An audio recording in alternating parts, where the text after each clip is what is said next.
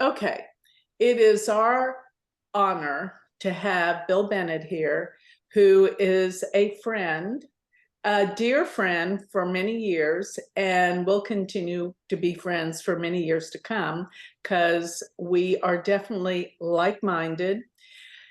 Bill is a movie director and writer, and he has this incredible history of working with film and movies for so many years, and even in the media.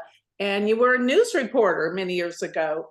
And Shri did a wonderful, I read it, a wonderful interview of Bill that's going to be in my magazine, Joni Patry's Astrology Insights. So you guys won't want to miss that. But I want everyone to know just Bill has had so many accomplishments. It's like really, really humbling that he is here to be on our stage here to tell us about his life, his journey, and particularly how he uses all the tools that are out there for spiritual growth, because that's what we're all here for. And Bill likes to really get this message out to people through his film and movies, which he did. I think you're doing a whole series now. One was on our intuition, our inner guidance system, which he tells the story of how he heard the voice that is definitely, well, we say it's not part of us, but it is part of us. It is the divine, it is part of us, it's who we are as well. And this voice, if we listen to it, it will give us the guidance we need throughout our life to better direct and learn and grow. So Bill has quite a story, but most of all, Bill, can you share with us some of the ways that you stay grounded and you are a part of the spiritual growth, how you use some of your tools? Teach us how to stay grounded and to be of the light, and all the wonderful, beautiful things that you have learned through all of your years of study and research and filming. And tell us about what you're doing now. So I just want to open the floor to you, Bill. Tell us everything you want to tell us that can help us in our daily lives as well. And Well, thanks Joni, for being firstly, here. well, look, thank you. Thank you for that wonderful introduction. Look, the only thing that I have to offer is that I'm ordinary. And by that, what I mean is that I don't have any particular abilities. I don't have any particular skills in the spiritual or psychic realms I'm talking about. I'm just a regular bloke. But what happened to me, and Joni, you know this story, I was in New Orleans in 1999. I was working on a thriller with Burt Reynolds, a movie thriller. And I was driving to the airport from New Orleans. I had to take a flight back to Los Angeles. It was very early in the morning. It was before dawn. It was dark. I had to get the first flight out to LA. I was approaching an intersection. There was a green light up ahead. I was running late. I went to accelerate to make sure that I got through on the green light. As I did, a voice kicked in and said, "Slow down." Well, I thought, that's weird. It's really early in the morning. I haven't had coffee. I'm going to ignore it. So I went and went to accelerate a second time. The voice came in more emphatically. It said again, "Slow down." So I slowed down. Whoosh, this huge semi-trailer truck ran the red light on the cross street to my right, hurtled through the intersection. I then slammed on the brakes, just missed getting hit by this truck. I got to the other side of the intersection. The truck had gone off. Literally, if I hadn't heard that voice, if I hadn't acted on that voice, that truck would have killed me. So I pulled over. I was sort of shaking with adrenaline and with shock, and because I so very nearly got killed. And three questions hit me immediately. What was that voice? Where did it come from? And why did it save my life? I spent the next several years, 6, 7 years or so, researching into intuition. And Joni, as you know, the way that I explore the world is I explore the world through my work. And I thought perhaps the best way to find out what happened to me would be to make a film on it. I knew nothing about intuition. My wife, Jennifer, we've been now married 40 years this year. She had been on a spiritual path for quite a long time. Used to drive me nuts. I mean, she'd have these channelings, like Lee Carroll Cryon channelings, going in the kitchen while she's making dinner. I would walk into the kitchen, I'd go, turn that crap off. This guy's a kook. Well, Lee Carroll now is one of my best friends. He calls me family. That's the irony of all this. Sorry, just on that, cut to something like 6 years later, I'm in Uluru. I've just done an interview with Lee Carroll, and he gets up and he hugs me. And Jennifer's in the back of the room looking at it going, oh my God, what's happened? But anyway, so when I decided to make a film on intuition, Jennifer said, don't do it. You don't know what you're talking about. You don't have enough information on this.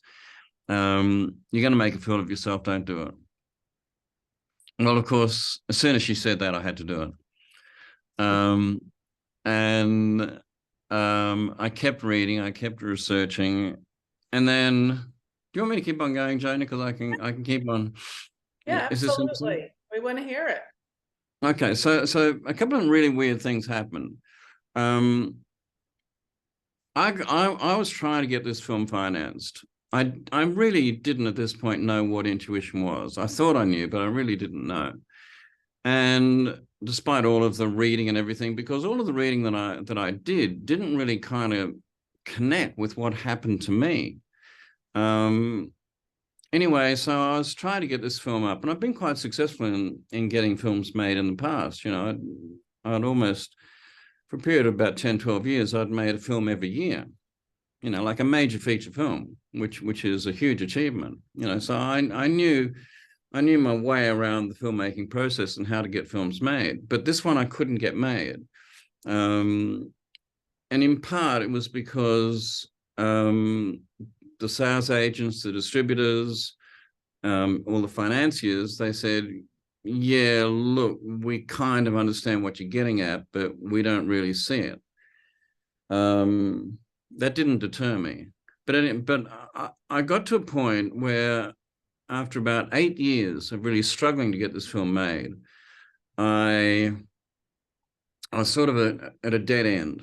I couldn't go any further. And I decided, I don't know whether I've told you the story, Joni, but I decided one night, before I went to bed, I said, in the morning, I've got to make a decision. I've got to decide whether or not I'm going to give this one last shot, or whether I just walk away, put it down to experience, and get on with my main source of business, which is making thrillers and romantic comedies and so forth. That night I had a dream, and the dream was very vivid, and I can remember it now in quite a bit of detail. In this dream, and I won't go into the specifics unless you want me to, but in this dream, I was told in no uncertain terms, very clearly, that I had to make the film, that I had to not wait around for the big budgets that I wanted and the big crew that I wanted and so forth. I had to just go out and make it, that I had to nickel and dime it, that I had to just cobble it all together in whatever way I could, but I had to do it, and I had to do it quickly, and I had to get it out there.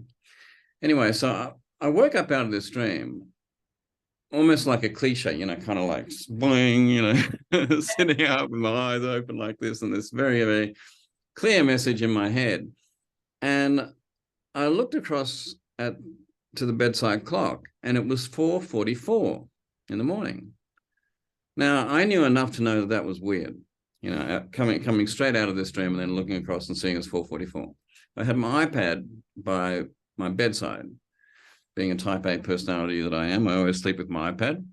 And I Googled, what does 4:44 mean? Well, bang, up came entry after entry after entry after entry. and one of the ones that I remember was by Doreen Virtue. And I'm paraphrasing now, but basically what all of these said, not only what Doreen Virtue said, but what all the other ones said was this, that 444 is a powerful angelic number, and it's telling you that at this moment you are surrounded by your spirit guides and masters and angels and archangels, and they are commending you for the work that you've done so far, but they're urging you to move forward, and that if you follow your inner guidance and your intuition, know that you will be protected, and we are here to guide you to great success. So now, I didn't believe in angels or archangels or spirit guides or any of that stuff at that point, right? Like I say, I'm an ordinary bloke. But I read this and I thought, bloody hell, what do I do? Because they're saying I've got to move forward. And I had this dream telling me how to make the film. And it was a it was a very, very weird moment, Joni, because I knew that I had to make a decision, not so much about whether or not I would make the film. I had to make a decision as to whether or not I would change my life, because I knew at that moment that this was a life-changing moment. This wasn't just a thing about do I go out and make another film. This was like, do I change my life? Anyway, I thought, this is just so weird. I have to do this. After the dream and now 444 and reading what this said, I had to follow this. So I went to sleep. I went to sleep. I woke up. And when I woke up, I booked 2 airfares to India, myself and my wife. I went out and I bought a camera that I could shoot a movie on. I bought some sound gear and some lights. And my wife and I went off to India to start shooting this movie. Now, I've been a movie director all my life. But, when you go and make a movie, you've got camera department, like 5 or 6 people in the camera department. They got the cameras. You've got the sound department. There's like 3 or 4 people in sound department. I had to go onto YouTube and learn how to use a camera, even though I've like directed these big budget movies. But I went to India because I knew that I knew nothing about intuition, and I felt that India would teach me, and that was a place for me to learn and to grow. And then one thing led to another.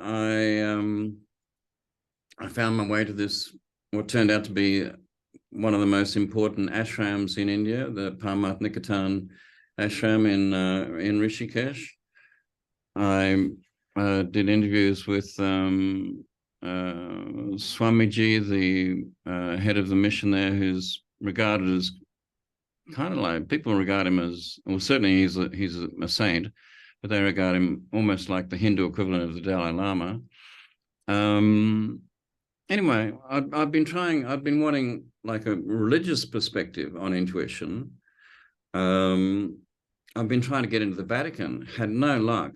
I'm at this ashram having dinner, and sitting across from me is this bloke. I said, "What are you doing?" He said, I'm a photographer. And I said, "What are you doing here?" He said, "Oh, I've just recently left my job." I said, "What was your job?" And he said, "I was the Vatican photographer for 15 years. I said, "Really? Can we talk?" And he got me into the Vatican. And that's how this film unfolded. One thing led to another, led to another. I don't know how I got in touch with Norm Shearley, but Dr. Norm Shearley, neuroscientist. But at the end of the interview, he walked away, he picked up a phone, he said, "Carolyn, you need to see this bloke. You need to be interviewed by him. Don't argue. I'm telling you, you've got to do this." This was Carolyn Mace. Carolyn Mace never gives interviews. Like, she never gives interviews. And she's one scratchy lady. Carolyn Mace, like, she takes no prisoners. But I got this most amazing interview from Carolyn. So, it was very, very interesting. In the making of the film, whenever I went back into logic or rational thinking, everything stopped. And when I trusted and surrendered and gave into my intuition, everything steamrolled ahead. It was the most extraordinary experience. There, I've spoken enough. Okay. And that is what your first movie's on, The Intuition. Now, Yeah. have you already completed the one on fear? I finished the one on fear. It's been in release in cinemas in Australia now for about 3 or 4 weeks. It was invited to the Illuminate Film Festival in Sedona just recently. So Jennifer and I went across to Sedona. We've just come back only about a week or so ago, where it got a standing ovation. Wow. We're starting our US rollout on the film on the 18th of January. We're premiering at the San Rafael Film Center, and then we're taking the film all across America, including Texas. Okay. And you'll have to give me those dates when you're going to be in Dallas, because you're going to have to come stay with us as usual. We got the Bill Bennett pad finished, by the way. But Oh, fabulous. aside from Fabulous. that, now you went from I hope you've got turn down service and maids and so forth. well, you know, Daniel will do that. He loves to do that for you guys. Anyway, but how did you go from, and here's what I was surmising while you were talking about how you were led to follow signs. And this was probably unlike you to really take them seriously and listen to all the signs that were being given to you during this awakening period of your life, because before that you thought this was all a bunch of crazy stuff. Then all of a sudden you're getting these signs and you're starting to pay attention and you're following them. And what I think is so important, that was a big change in you, which you said it was a big change of life, is now you had trust in what you heard, whether it was the voice or the signs or the symbols, but you trusted it. I mean, you had to trust it to go all the way to India to film this movie that you were unclear about, but it just seemed like everything just started to fall into place. And not just you didn't have it all planned out. It just kind of like you thought something to do and all of a sudden the road and the way opened for you. I mean, I think this is so synchronistic, if I could call it that. But I think what's so interesting is you began to trust not only the voice, but the symbols and the signs that were projected your way. Now you went from that to fear, and I think you have a sequel of different ones to follow. Tell me a little bit about what this fear one is about and what you plan to do for the follow-up sequels.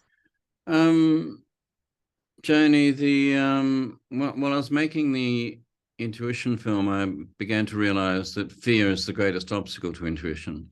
What happens is that a lot of us have these intuitive thoughts. We may not even realize that they're intuitive thoughts. We wouldn't necessarily classify them as intuitive thoughts, but these things come up, particularly at major decision points in our life.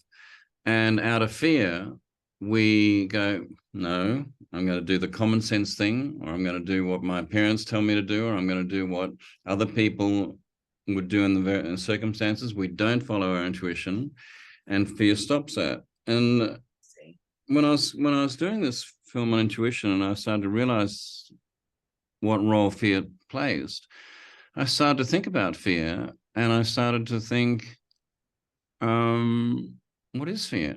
In the same way that I asked myself, what is intuition? I started to think, what is fear? And of course, that's a stupid question because we all think we know what fear is. But I thought it might be very, very interesting to put my kind of forensic lens on fear in the same way that I had on intuition. I may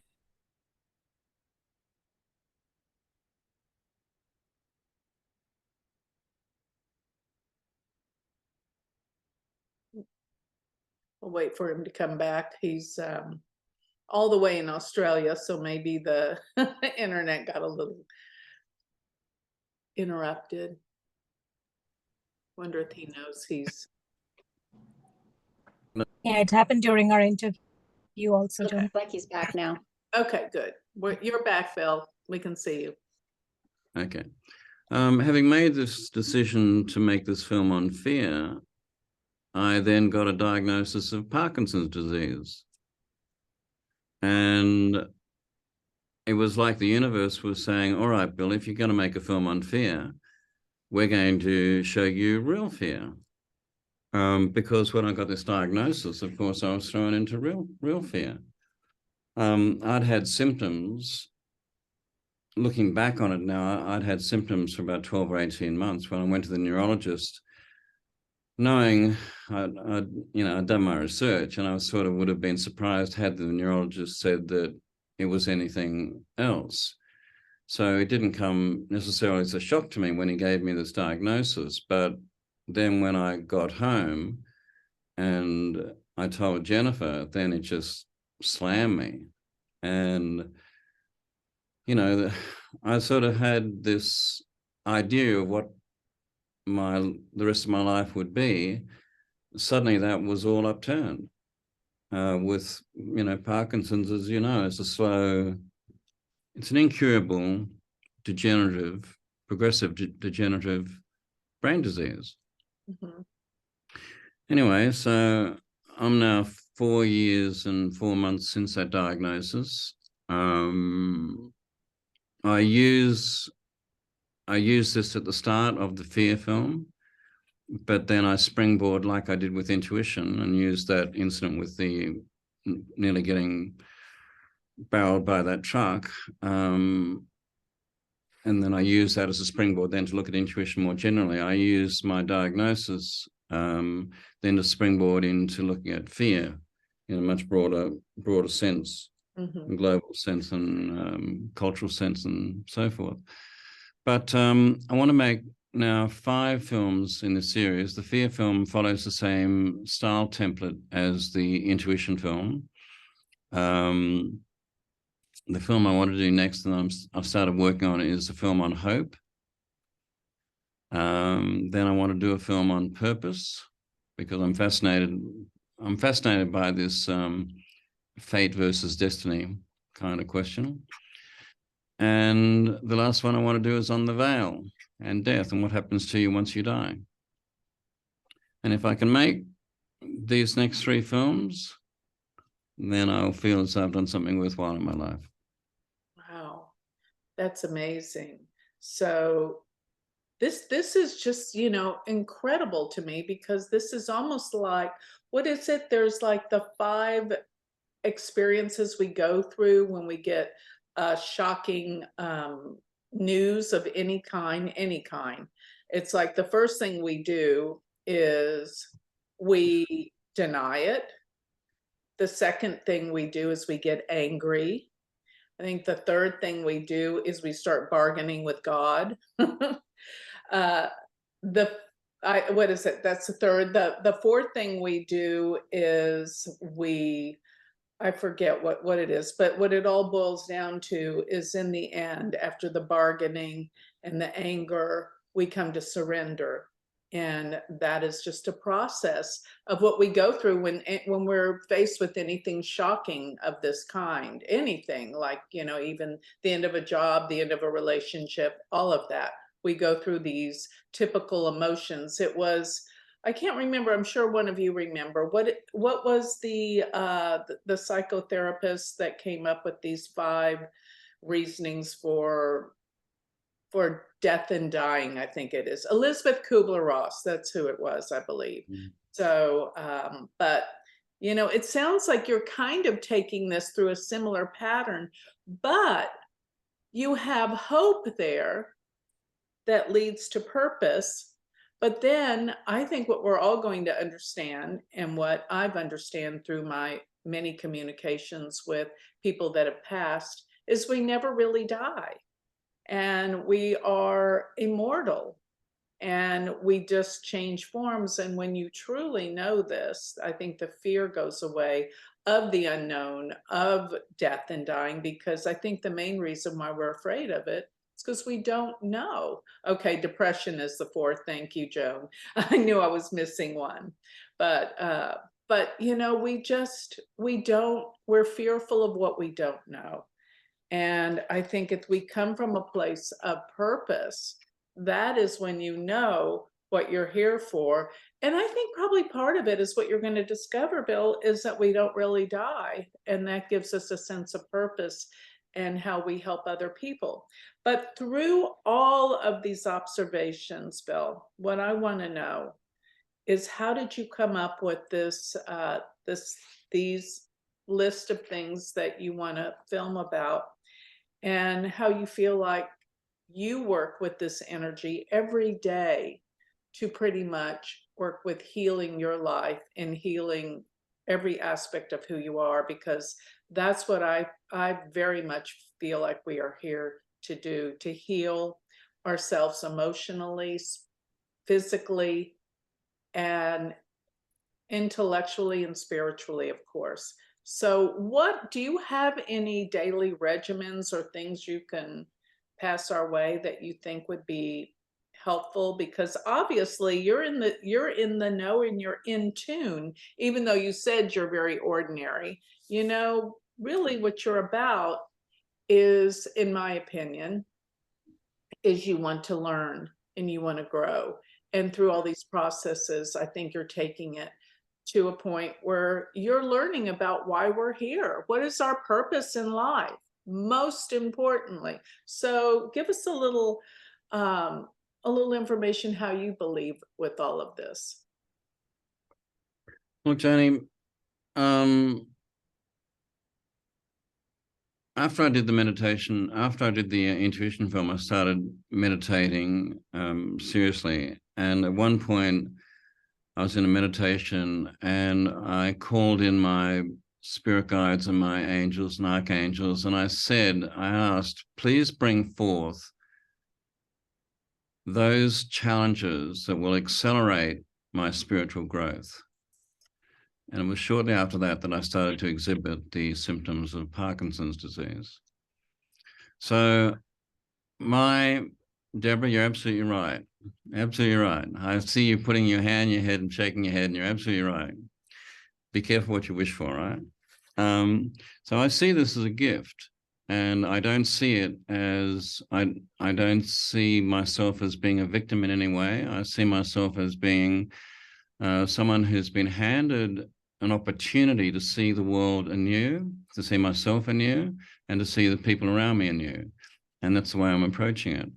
I don't believe that things happen randomly. I do believe that everything does happen for a purpose. And I have to ask myself, why did this happen to me? I've been healthy all my life. I've looked after myself. I've kept fit. I've eaten well. There should be no reason why I would come down with this incurable degenerative disease, other than for me to put it into service in some manner. And so that's what I'm doing. I've made this film in service. I'll make these other films in service. I have long ago come to the understanding that I am immortal. And with these 5 films, I'm really exploring the soul journey. You're absolutely right, Joni. I'm curious. That's what drives me, my curiosity. And I believe that if I can explore my curiosity in an intelligent and balanced way, then other people will be interested in what I come up with. So with the fear film, for instance, I found a balance, I think a nice balance between science and spirituality in that film. There is, just like with the intuition film, where various subjects in chapters, in the fear film, it's the same thing. And there's one chapter, fear of death, because it's one of our basic elemental fears. And I've got Joe Dispenza, and I've got Bruce Lipton, and I've got, these extraordinary people in this film talking about this. So I've long since understood that the purpose of my life is to try and rectify the mistakes that I've made in this life and in previous lives, and hopefully go up the ladder a couple of rungs and wait till I choose my next incarnation. In terms of grounding and spiritual practice, look, about the only thing that I do, very early on in the intuition film, I met Paul Selig. I went to New York and I interviewed him, and he's now channeled 10 books. They are, I believe, the new Course in Miracles. They're complex and they're dense, but they sing to me. And I have learned so much from Paul. Paul has become a friend. I've learned so. What's his name again? Paul what? Paul Selig, Selig. His first book, the books have to be read in order. Well, I got to admit, I read the fourth book, the Book of Mastery, and then I went back and started from the beginning. The first book is called I Am the Word, but Paul is the real deal. I've now developed a very good radar for who's fake and who's real, and Paul is real. He's absolutely real. So if you do your homework on him, then you'll understand what I'm talking about. But it's funny because in our last meeting, I was telling everybody, I said, what happened to all those people that channel, that do all the channeling? Because I haven't heard of any lately. And I started showing everybody this book. Have you read Jane Roberts' work? It was back in the 70s. yeah. I know you know of it. Well, in fact, it's really interesting you say that, because Paul was interviewed just recently, and the interviewer said, look, there was Edgar Casey, there was Seth, there was the Course of Miracles, now there's you. Yeah, interesting. He's sort of put into that same kind of category. Yeah. His work is remarkable, and I read something of Paul's every day, and it reminds me of who I really am. He doesn't really call it a mantra, but in one of his earlier books, he has this thing: I know who I am, I know what I am, I know how I serve, I am here, I am here, I am here. I know who I am, being a divine spark of God. I know what I am, being the manifestation in form of the Christ himself. I know how I serve is what I do, and I am here, which means I'm showing up. I'm showing up to work. At the end of the Facing Fear film, I have this beautiful interview with Sister Jenna. Sister Jenna is one of the leading figures in the Brahma Kumaris. And every time when I see the film, and I've been watching it with Q&As, audiences and so forth, it breaks me up. She says, she poses the question, what happens if I become fearless? Will I become a dud? And then she says, no, I just hope that each day I will show up filled with love and just do the work. And that's what I aspire to. I aspire to just show up full of love and do the work. Mm-hmm. If I can do that, then that's good. Yeah, I spent a weekend or a long weekend with Sister Jenna many years ago, and she's the real deal as well. Yeah. Oh, yeah. She's the real deal. Like there's something in the eyes of a saint that is totally different. You know what I mean?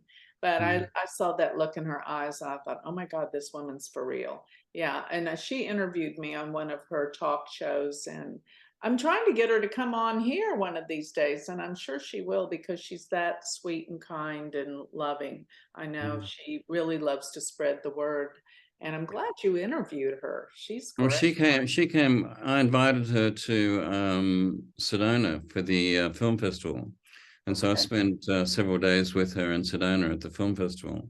Yeah. She introduced the film, in fact, so it was wonderful. I had no idea. I know that Jennifer knows her, but I didn't know that y'all connected in that way. That is fantastic. Good. Yeah, I love her. Good. Who else is in it? Joe Dispenza, Bruce Lipton, You're amazing. um, yeah, Lee Carroll, Paul Selig, Foster Gamble, oh crikey. I've got some specialists on fear. I've got Dr. Richard Schwartz, from a professor at the Harvard Medical School. Mhm. There's 26 people in all. Okay, wow. James Van Prague, Uh, Carolyn Mace is in it. yeah, There's quite a array of very special people. yeah, Sister Jenna, yeah. yeah. So this one's finished. Do you have an outline for the one on hope or purpose? I've got an outline. I'm starting. What I do is I collect chapter headings, and I'm starting to collect chapter headings on hope. Like, I'm really interested in the placebo effect, for instance. I'm interested in prayer Mhm. as an expression of hope. Mhm. I'm interested in intention, Yeah. the power of intention. Mhm. I'm interested in gambling, And how how gambling does that falls. work? Because people have so much intention and hope. Yeah, I mean, I'd really like to look at gambling and how hope fits into gambling. And also celebrity. We invest so much of our hopes on celebrity. Yeah, yeah, So these are some of the things that I've chapter headings that I've started to um, make notes on. yeah. And so it seems definitely like the next thing that would just fall in line would be purpose after hope. So I like Yeah. this. And then Mm. once we achieved our purpose, then what? Is that when we're kind of ready to move on? Well, it's once again, it all kind of ties in, because if you're talking about the soul path and the soul journey, this all connects with intuition. There's something that James Van Prague said to me very early on when I was talking to him about intuition. And he talked about how intuition guides you on your path, gives you purpose, and you can deviate from the path, um, which we all do. Hmm. But at some point, your intuition is going to want to tug you back onto your path, onto your life purpose. Yeah. And I'm really quite intrigued by that notion of what is your life purpose. And then, of course, once you've achieved that, it's you die. You, as James calls it, you go back home. Um, and then I've been oh crikey, what's that wonderful lady?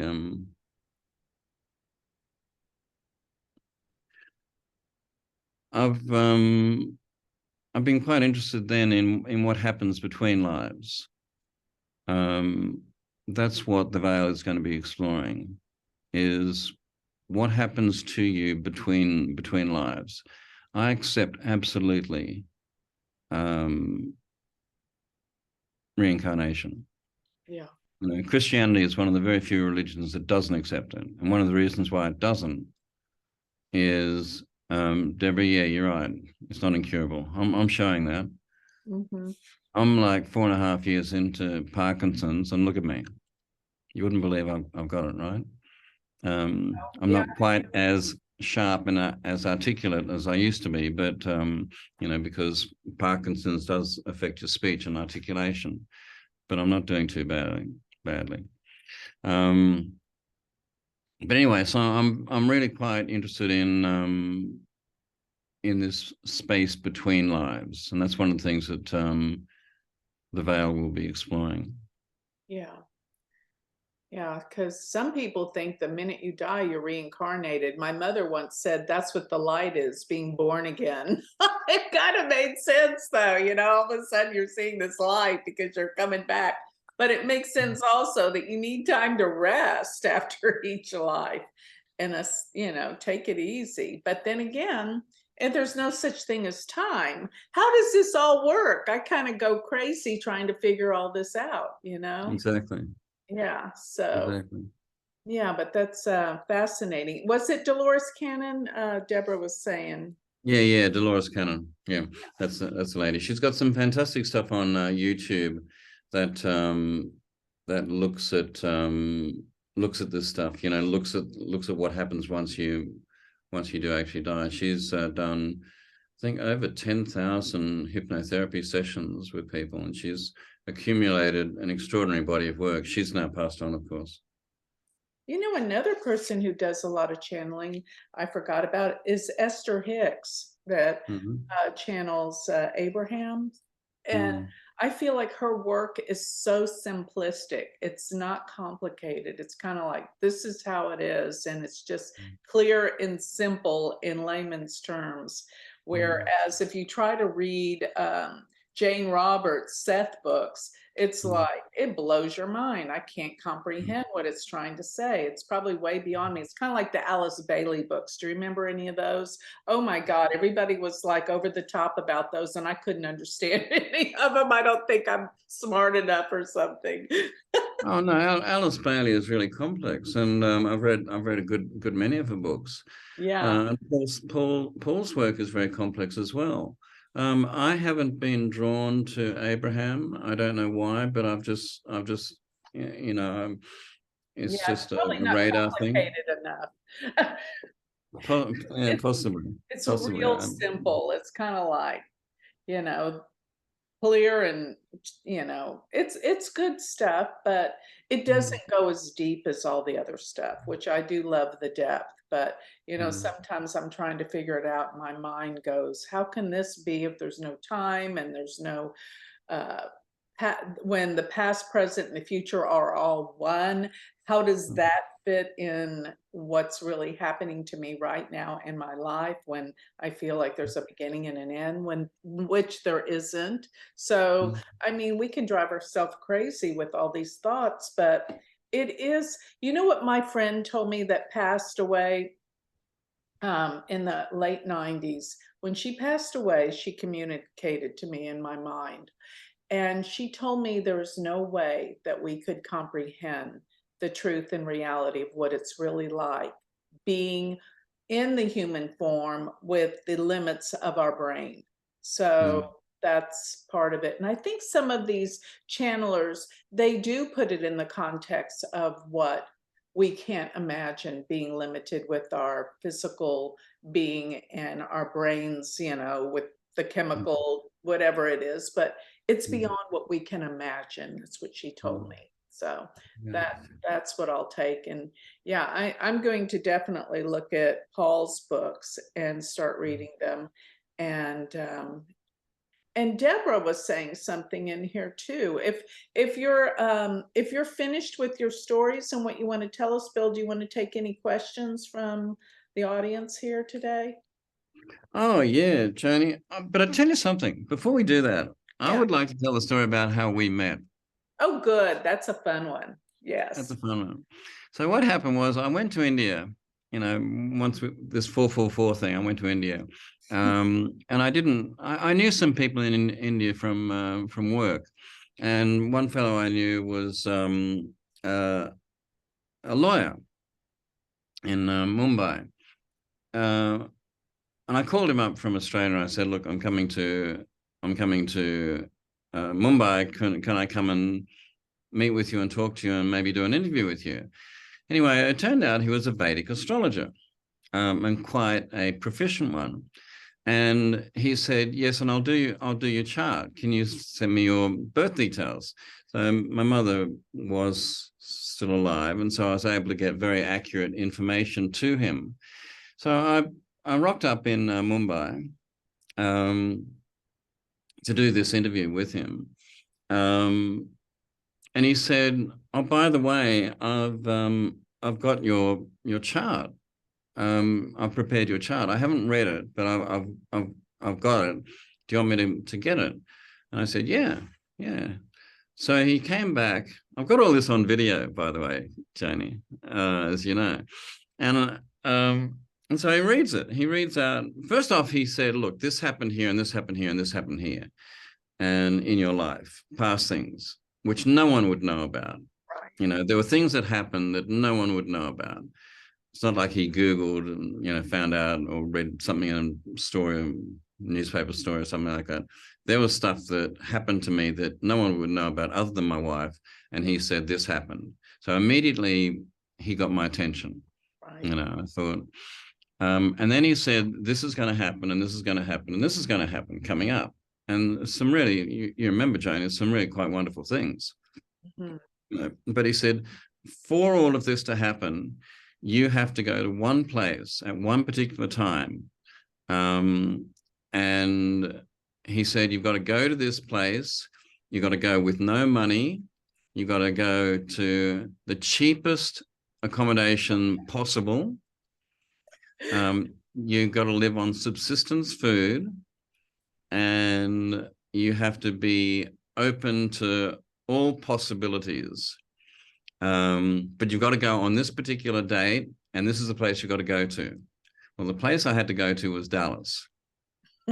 And so I walked outside. You know, after having spent this time with this Vedic astrologer, and I turned to Jennifer and I said, what should we do? Should we do this? You know, should we go to Dallas and do exactly what he said? And Jennifer and I looked at each other and we went, yeah, let's do this. So we lobbed into Dallas on the day that the Vedic astrologer said that we had to be in Dallas.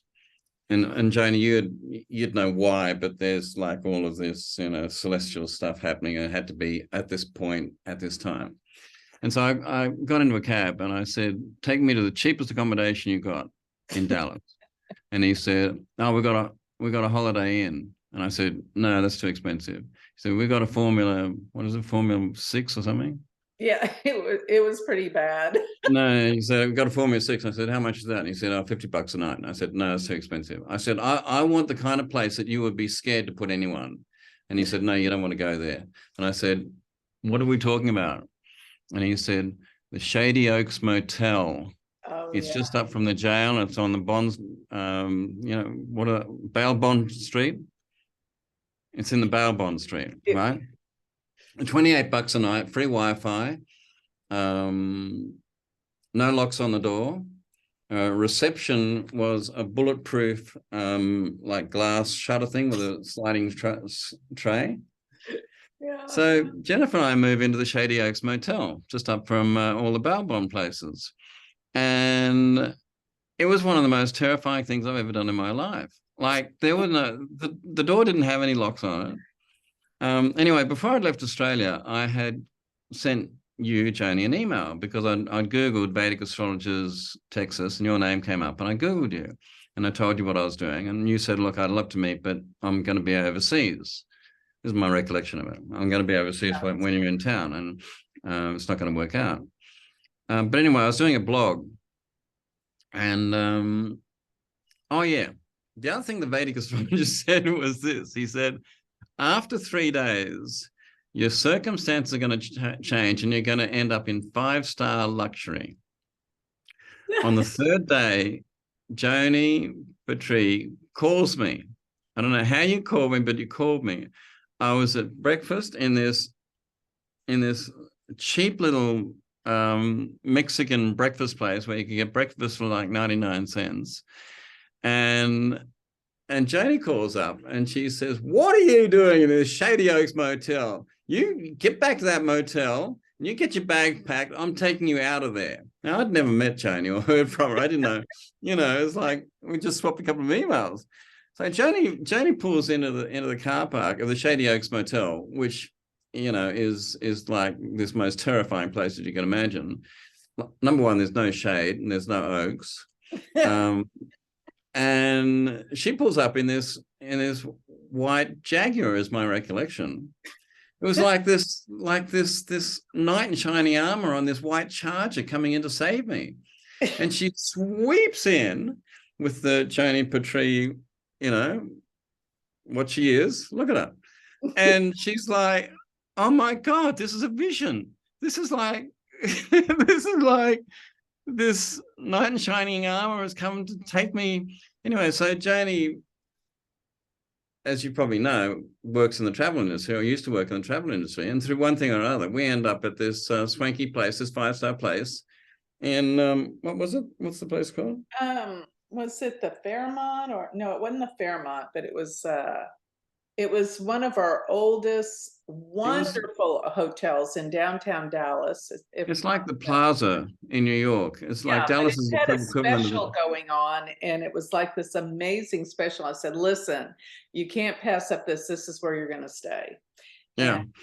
but So remember we, that the Indians said that you were going to have. I forgot somehow. the Adolphus. It was the Adolphus. You're absolutely right. Oh, the Adolphus, that's it. Yeah. Okay. Yeah, Tori lives here. She knows exactly. Yeah. So, but he said somehow the trip got delayed, or it was 3 days later, as he said this would happen. And that's when I got back from Istanbul. Remember, because I was there teaching, and then I got back and got connected with all this. But the Indian astrologer said you would be having on the third day this huge meal uh, with someone at their house or something like that. And that happened to be Thanksgiving Day, which I invited you to come when our whole entire family of about 25 people were there, and you and Jennifer came, and your cameraman, I forgot his name, joined us as well. Ratchet. Yeah. Yeah, Ratchet. Wretched. Yeah. Yeah, Anyway, so yeah. the other thing too, Joni, I don't know whether you remember this or not, but the other weird thing that happened, and these are all sort of cumulative things, as to like how I changed from being, that person who didn't believe in any of this stuff to being the person that I am now. There was a coffee shop just up from the Adolphus, Oh, and Jennifer and Ratchet and I used to go to this coffee shop each day to get coffee in the morning. And there was this big communal table which had newspapers on it, where people used to sit and either have their coffee or wait for their takeaway coffee. Anyway, I was at this table. I was rifling through the papers, and this woman sort of appeared in front of me. She kind of like looked a little bit like a homeless woman, and she sort of had loose track pants. She had a hoodie and stuff like that. She was quite attractive, I guess mid-30s, something like that. And we started talking, and she said, "What are you here for?" And I don't know why I said this, but and Ratchet was with me, Jennifer wasn't with me at the time, but and I never say this sort of thing, but I sort of blurted out, "Oh, I'm here to change the world." And she said, "Well, that's funny. Well, so am I." And I said, um, "How are you going to change the world?" And she said, "My name is Magdalene." And I said, "What, you mean as in Mary Magdalene?" And she said, "Yes." And then she went on to tell me that she was my guardian angel, and that she'd come to tell me that everything was going to be all right, that she had been my guardian angel in previous lifetimes, and that she just wanted to assure me that I was on the right path, and for me not to be concerned. And then she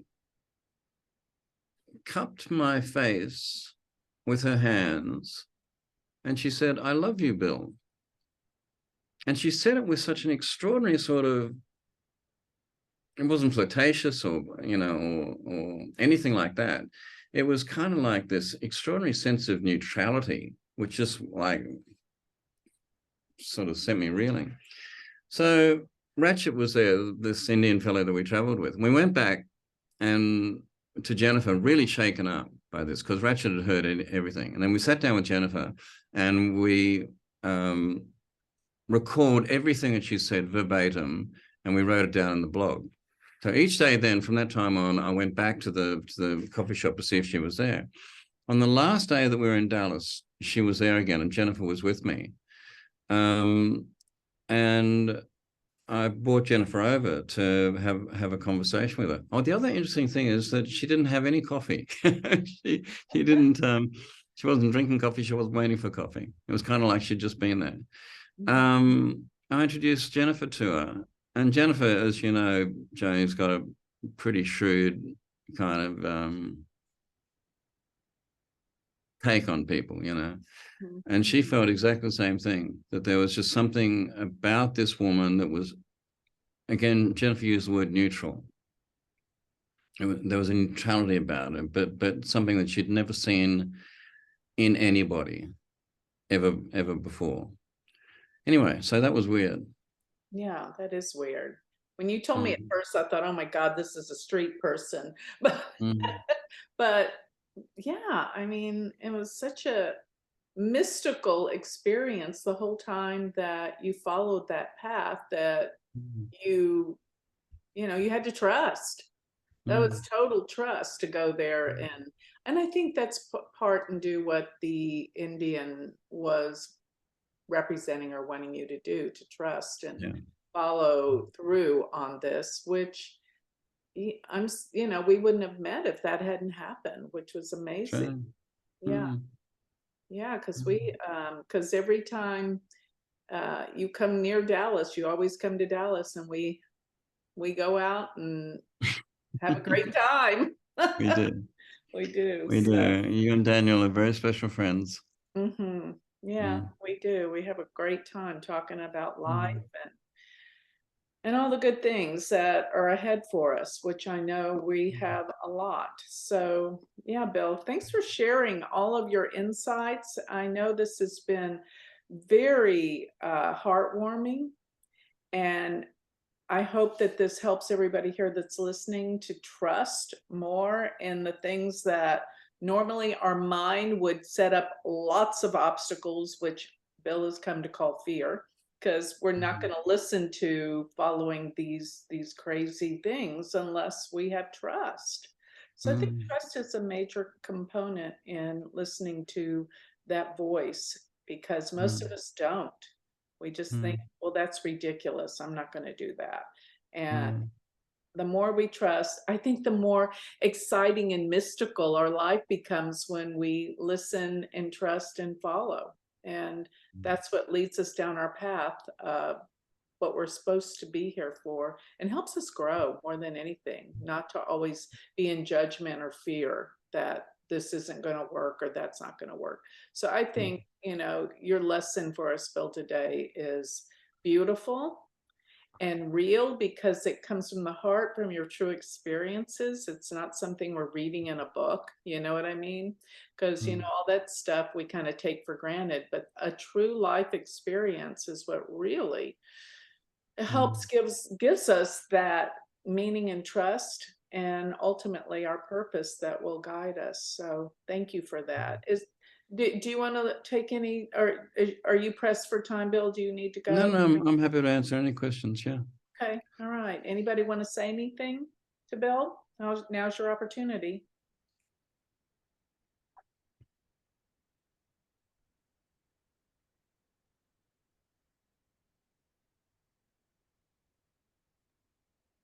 Hey, Bill, it's Kelly Sutliff.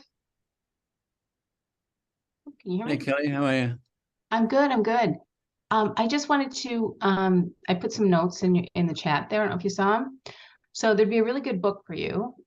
It's by my friend Robbie Holtz, who actually it's called The Secret to Aboriginal Healing. It's a great book for everybody. So her and her husband wrote this book. He was a scientist. He met an Aborigine in a bar in Chicago, listening to jazz. He was given a death certificate. Basically, you're going to die in like 3 months. Meets this Aborigine in a bar, goes to Australia, goes through the process of healing with the Aborigines, and he came back walking on a plane. He then became a healer his whole life, for 20 years after that. So my friend Robbie, this is her husband, and she too went to Australia to the certain tribe and experienced that too. So it's a fabulous book, you know what I mean, for anybody who wants to heal themselves. And, just a suggestion. There's also a few books there that I mentioned too. One is The Gift Within You. It's by Marianne Bohr, and it's all scientists and it's all psychics, and it's people who have been validated, along with proving the validation of psychic ability. These are men and women who have studied it for forever.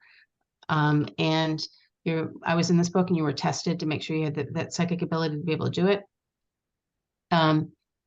I think James Van Prague might be in it too, and some other ones that you mentioned that today. But there's also, again, this whole genre that you're in. I find your story fascinating because you know what? It just takes like a quick, switch of something and your life turns. And I love that you trust your instincts, your psychic ability, your guidance, and that's pretty impressive that you can bring it to film. That's great. And people can want to see it. I think there's a great energy of people are finally wanting to experience, what you're talking about. 18 years ago, we were all watching, The Sixth Sense, right? That movie. Now look how we've changed in the film industry, the stuff that you're actually doing. So congratulations, pat yourself at the back. That's good stuff. Thank you. Thank you very much. You're welcome. Thank you. My name is Tracy Slatton. I'm making a movie. I'm making a documentary about my husband. He's a sculptor. He's sculpting the National World War I Memorial. So it will be unveiled in Washington, D.C. in 2024, a block from the White House. So it's a huge project. It's sort of unfolding on the global stage and has been featured on like BBC and the Washington Post. And just recently he did a whole thing with Smithsonian. But the whole thing was, the reason I related to your story is because I'm a novelist and I didn't want to make a movie. And it was like the universe kept sending me people who tried to take the movie away from me. And like a famous Hollywood director came in and he was going to make the movie, but I was just going to be a producer and it wasn't going to be the story I thought should be told. Then other people came and they were always like offering me something and trying to take it away. And I'd have to think about it and I'd be like, well, no, that's not right. There's a story here about my husband. This is a classic tale of a man on this epic quest to build this, 60-foot long sculpture. This is not that. This is not a Chanel commercial art form movie with talking heads. This is a story about a man making classical figurative sculpture when no one else does. This is a man on an epic quest. So then the last one was somebody came and it was a foundation and they were going to give us over $500,000 to make it. But I had to give up all rights to the movie for various reasons. And I had to come away and say, and I had to write back and say, thank you very much, but I'm not going to give away my baby. And it was so funny because I had to take ownership. Like, it was like all these temptations or something kept coming to me. And I had to say, no, this is not that movie. This is my movie. So I don't know. So my husband sells sculptures, because he has a body of work and that's how we're funding it. Tracy, tell everybody your husband's name. His work is unbelievable. So his name is Sabin Howard, and he sculpts sort of like Michelangelo, although there's recently more of the emotive, like Bernini. I think he's the reincarnation of Michelangelo. Don't you? Sabin, who's like, he's very practical. He says Michelangelo talks to him every day. Ah, interesting. So you wouldn't believe. So I talk about spiritual stuff, every day. But Sabin's just like looking at me. But then he'll just say, well, Michelangelo came, he told me, like the way I did this fold today, or he likes the way this thigh is today. Yeah. But it was like I had this testing process. I'm going through this testing process to really own that I'm going to make a film and not write a book. Wow. Good. Mm-hmm. Do you have any words of advice, Bill, from all you've been through? Yeah, I'd like to hear it. I'm just making it up as I go along. Not really. I mean, the only you're doing what you should be doing, and that is, if you feel very strongly that you're the best person to tell the story, then tell the story, and the skills will come, and the people that will help you will come as well. Yeah. And I've seen so many instances of people in situations such as yourself. I mean, the famous one is Sylvester Stallone when he wrote the script of Rocky. The producer said, "Look, it's a great script, but we want someone else to star in it." And he said, and they offered him a huge amount of money. And he said, no, I'm going to star in it. And the rest is history. Mhm. Mm. It's a different medium, you know, visual storytelling and language storytelling through novels are very different. There's similarities about how story structure works, but they're different. They're very different. I've had to learn as I go. Joni, I don't know whether you know this. I wrote a series of trilogy, a YA trilogy, which was published by Penguin Random House. Yeah. It took me 9 years. I've been a screenwriter all my life, but it took me 9 years to learn how to write a novel. And I liken it to somebody playing golf as against somebody playing baseball. Mhm. You're still hitting a ball with a stick, but it's two totally different skills. Mhm. Yeah. Well, thank you for sharing your story, because the whole theme of following the internal direction was really helpful to me. Thank you. Thank you. When is Fear coming out? It's in release in Australia at the moment. We're opening theatrically at San Rafael on the 18th of January. And then we're doing a theatrical rollout from then, where Jennifer and I are touring with the film right around the country for 2 months, going to various places. Whereabouts are you? I'm in above Sacramento, California. Okay, so there are quite a few screenings in California. And the distributor is Gather, G-A-T-H-R. So the schedule will be on their website. Once we've locked down the schedule, which should be kind of straight after Thanksgiving, I'll put it up on my Facebook page as well. I'm not familiar with you, but it's been a pleasure listening to the whole story. And I think most of us can relate to the different things we've had happen in our lives that kind of make us pause to what's happening, you know, that there's something else out there. And yours is just a really intense, you know, like you could have been killed, and that shook you to the core. But I've looked up your movie for the intuition. It's the PGS, is that the movie.com? Is that the place to watch it? Yeah, it's on iTunes and Amazon and Google Play, YouTube. So if you just Google it, it's probably Amazon or iTunes or Google Play is probably the best one. Yeah. Great. Thank you. So Bill, tell everyone how they can follow you, and maybe, you know, like Michelle's asking, you know, view or purchase your videos or your books, anything that will help us stay in contact with you. You used to have a newsletter that I don't think I get it anymore. Do you still do it? I think you're too busy. Tell us what we need to know to stay in touch with you. Yeah, I've sort of dropped off the blog. It's I am too busy at the moment, Joni. I'm going to be shooting my Camino memoir in Spain next May. I've already started working on the Hope film. I've got this current film in release. I'm currently almost finished a new book manuscript, which I'll be sending to the publisher in crikey, in about 2 weeks. So it's very, very busy. But I'm most active on Facebook and Instagram. Jennifer sort of handles my Instagram stuff, but Facebook or Instagram. On Instagram, I'm Bill Bennett AUS for Australia. I don't have time for Parkinson's. You're absolutely right.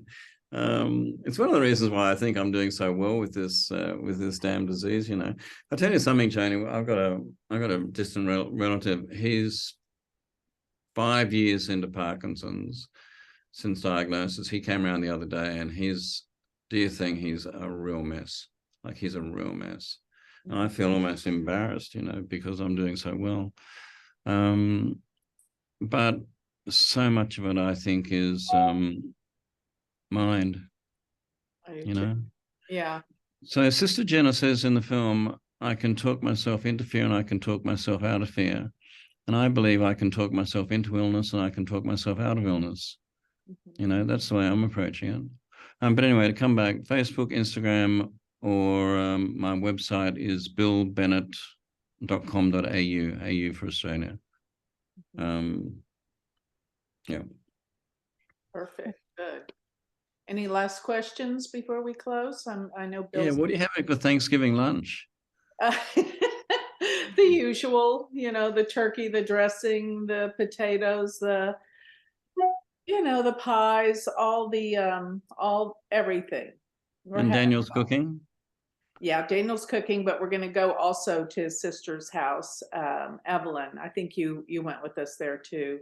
For a Mhm. second meal, that's all we need. 2 big meals in one day, I'm I sure. tell you what, every single year Thanksgiving comes around because we don't celebrate it in Australia. Right, of Um, course. I was sent an email to somebody in America this morning saying we don't celebrate Thanksgiving in Australia at this time of the year. We celebrate cricket. But every time Thanksgiving comes around, I think of that extraordinary meal, and it stays in my memory. So do pass on my best to Daniel, won't you? Of course I will. Yeah. Mm. We'll have to set up some time when you come to Dallas that you'll come visit. Of course, yeah, that'd be lovely. We're not going out of town till January. So you said you're coming in December, right? I'm coming. No, I'll be in Dallas. I think Texas. I think around about the first or second week of Feb. Okay. I think we'll be back then. Yeah. But then Mm. I'm coming to Australia too. And we'll Yeah, I'll give you yeah, all those dates too. So we're coming to Sydney, so we'll have to arrange some time together there too. So absolutely. we're going to be Mm. seeing a lot of each other in the near future, Bill. Okay. I look forward to that, Joni. Me I too. look forward to that. I look forward to meeting with Daniel again and seeing how your sons are going. Oh yeah, we got lots to talk about. And Mm, your kids as well. So mm. yeah, so thank you, Bill. I'm going to let you go because I know you have a busy day ahead. It's just your morning. And I really appreciate you coming on and sharing all these stories that I know everyone has gotten something out of. You're the best. And what somebody asked, what year before we close? What year was that we met? I don't remember. Do you? It would have been crikey. Let me think. It was before I shot the film, wasn't it? Mm-hmm. So it would have been 2014, 14 or 15. That's what I was thinking around that time. So anyway, I Mm, know Joan asked that. So that's when it mm, all happened. But mm. let's just stay in synchronicity and let things just happen. And all these things that happen are totally amazing, aren't they, Bill? So we'll give They're absolutely, absolutely wonderful, and they're absolutely as they should be, Joni. exactly. Mm. Exactly. And thank you again for your time. Okay. Well, thank Thank you. you, It's been an everyone. absolute honor and a pleasure. Thank you. All right. Thank you. All righty. Bye-bye. Bye.